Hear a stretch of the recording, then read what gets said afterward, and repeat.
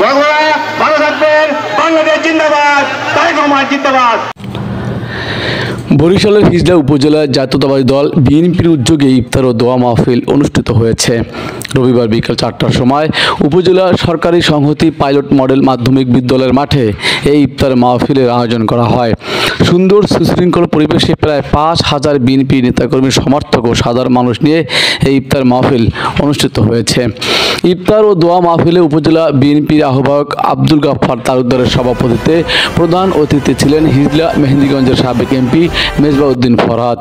এছাড়াও উপস্থিত ছিলেন বরিশাল উত্তর জেলা বিএনপির আহ্বায়ক দেওয়ান মোহাম্মদ শহীদুল্লাহ, দক্ষিণ জেলা বিএনপির সাবেক সভাপতি এবায়দুল হক চান, মেহেন্দিগঞ্জ উপজেলা বিএনপির সাবেক সভাপতি সৈয়দ রফিকুল ইসলাম লাভু, উপজেলা জামাত ইসলামীর আমির অধ্যাপক নুরুল আমিন, বরিশাল উত্তর জেলা কৃষক দলের আহ্বায়ক নলি মোহাম্মদ জামাল হোসেন, উপজেলা বিএনপির সাবেক সিনিয়র যুগ্ম আহ্বায়ক নুরুল আজম রাজু,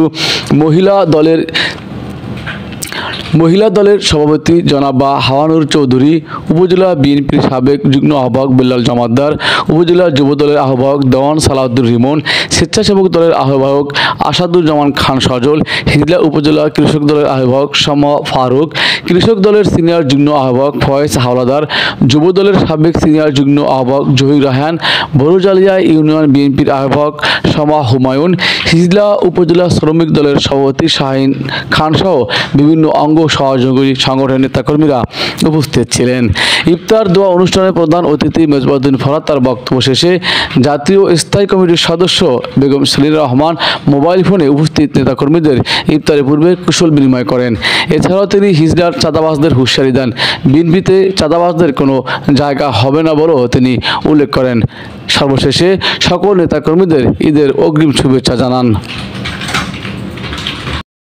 আমাদের জাতীয় দল বিএনপি কর্মকর্তা সংগঠনের চাকরি শিক্ষা মানবের জনপ্রিয় উপস্থিত আছেন সমাজ সম্মানিত সভাপতি এই জগৎজননী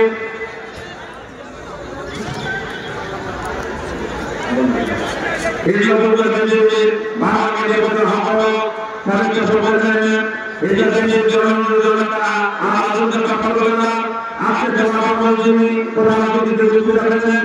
এই জন্য আমি থেকে এই জনগণের কথা বলতে আমি